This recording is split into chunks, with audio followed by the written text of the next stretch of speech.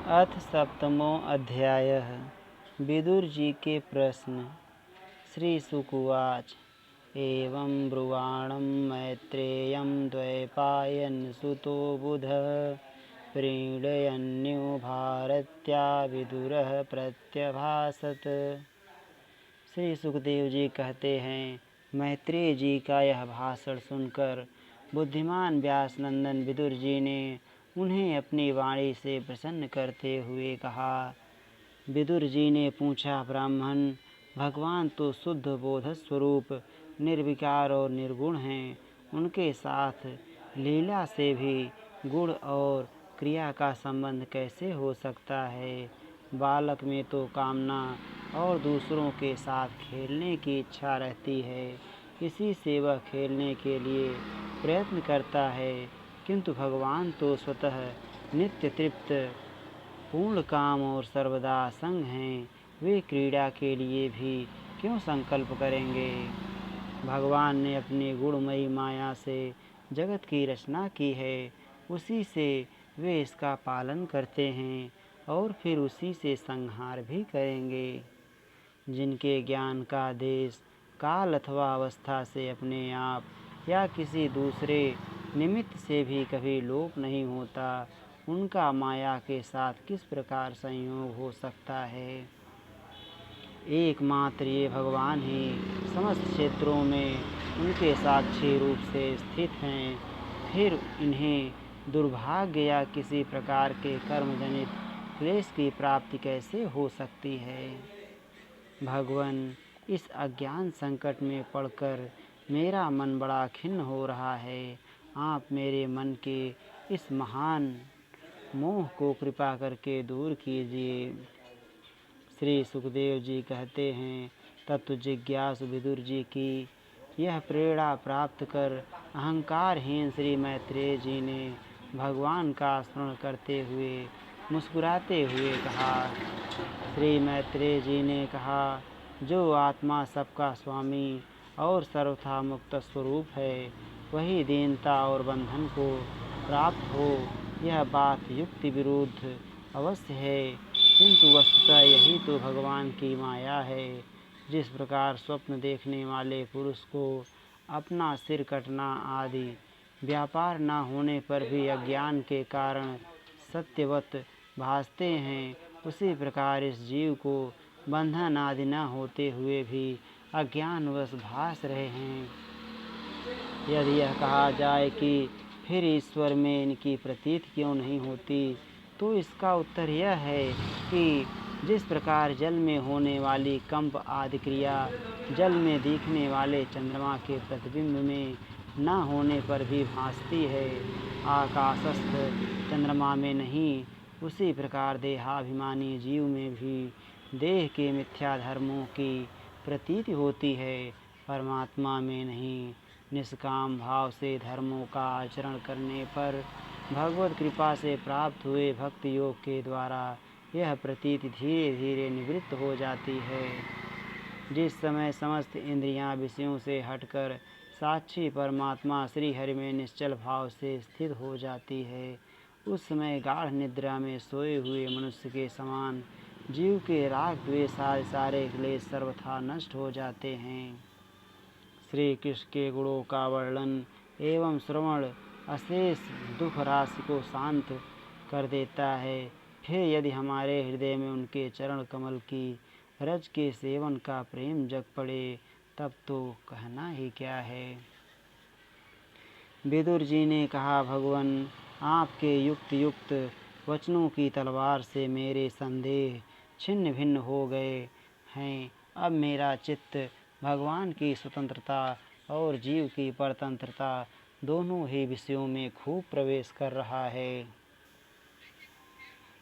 विद्वान, आपने यह बात बहुत ठीक कही कि जीव को जो क्लेश आदि की प्रतीति हो रही है, उसका आधार केवल भगवान की माया ही है।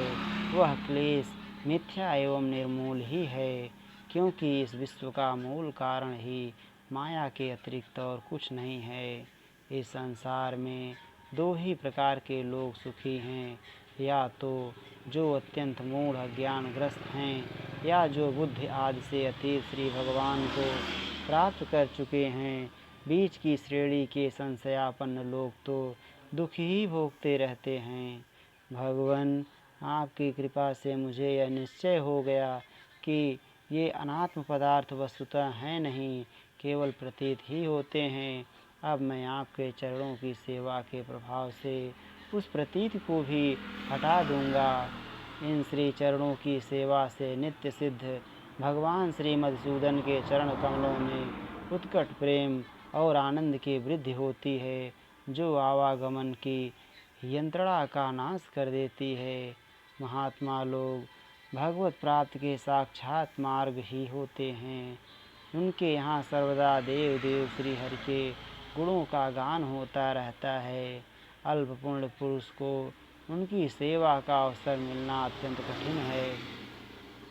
भगवान, आपने कहा कि सृष्टि के प्रारंभ में भगवान ने क्रमशः महदादि तत्व और उनके विकारों को रचकर फिर उनके अंशों से विराट को उत्पन्न किया। इसके पश्चात वे स्वयं उसमें प्रविष्ट हो गए।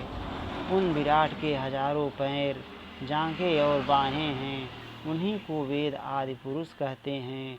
उन्हीं में ये सब लोग विस्तृत रूप से स्थित हैं।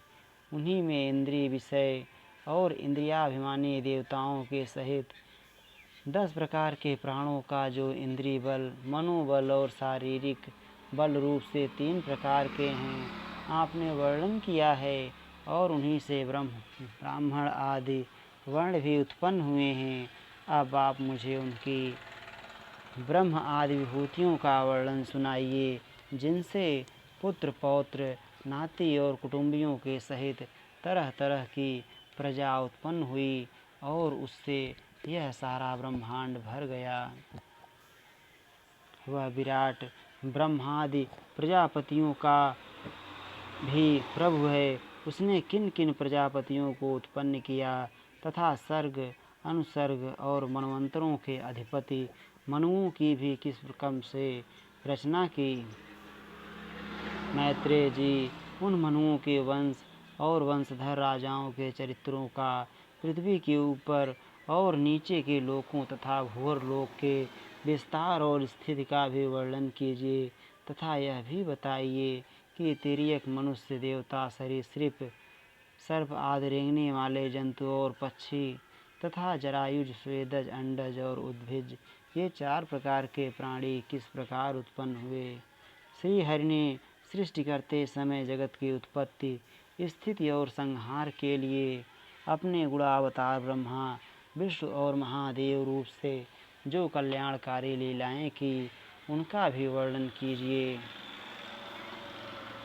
वेश, आचरण और स्वभाव के अनुसार वर्णाश्रम का विभाग, ऋषियों के जन्म कर्म आदि, वेदों का विभाग, यज्ञों का विस्तार, योग का मार्ग, ज्ञान मार्ग और उसका साधन, सांख्य मार्ग तथा भगवान के कहे हुए नारद, पांचरात्र आदि तंत्र शास्त्र, विभिन्न पाखंड मार्गों के प्रचार से होने वाली विषमता, नीच वर्ण के पुरुष से उच्च वर्ण की स्त्री में होने वाली संतानों के प्रकार तथा भिन्न भिन्न गुण और कर्मों के कारण जीव की जैसी और जितनी गतियाँ होती हैं, वे सब हमें सुनाइए। ब्राह्मण, धर्म, अर्थ, काम और मोक्ष की प्राप्ति के परस्पर अविरोधी साधनों का वाणिज्य, दंड नीति और शास्त्र श्रवण की विधियों का, श्राद्ध की विधि का, पितृगणों की सृष्टि का तथा काल चक्र में ग्रह, नक्षत्र और तारागण की स्थिति का भी अलग अलग वर्णन कीजिए। दान, तप तथा इष्ट और पूर्त कर्मों का क्या फल है।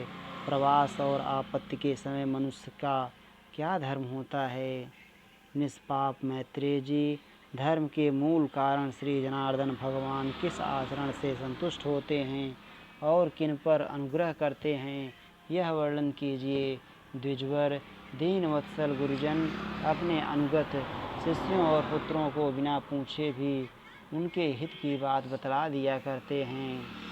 भगवान, उन महदादि तत्वों का प्रलय कितने प्रकार का है तथा जब भगवान योग निद्रा में शयन करते हैं तब उनमें से कौन कौन तत्व उनकी सेवा करते हैं और कौन कौन उनमें लीन हो जाते हैं।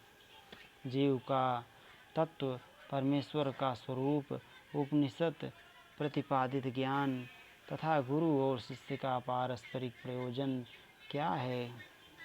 पवित्रात्मन विद्वानों ने उस ज्ञान की प्राप्ति के क्या क्या उपाय बतलाए हैं, क्योंकि मनुष्यों को ज्ञान, भक्ति अथवा वैराग्य की प्राप्ति अपने आप तो हो नहीं सकती। ब्राह्मण, माया मोह के कारण मेरी विचार दृष्टि नष्ट हो गई है। मैं अज्ञ हूँ, आप मेरे परम सुहृद हैं। अतः श्री हरिलीला का ज्ञान प्राप्त करने की इच्छा से मैंने जो प्रश्न किया है उनका उत्तर मुझे दीजिए। पुण्यमय मैत्रेय जी, भगवत तत्व के उपदेश द्वारा जीव को जन्म मृत्यु से छुड़ाकर उसे अभय कर देने में जो पुण्य होता है, समस्त वेदों के अध्ययन, यज्ञ, तपस्या और दान आदि से होने वाला पुण्य उस पुण्य के 16वें अंश के बराबर भी नहीं हो सकता।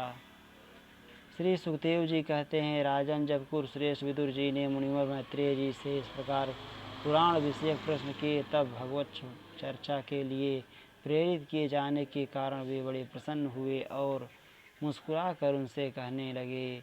इत श्रीमद्भागवते महापुराणे पारमहंस्याम संहितायां तृतीय स्कंधे सप्तमो अध्याय। श्री राधा वल्लभ लाल की जय।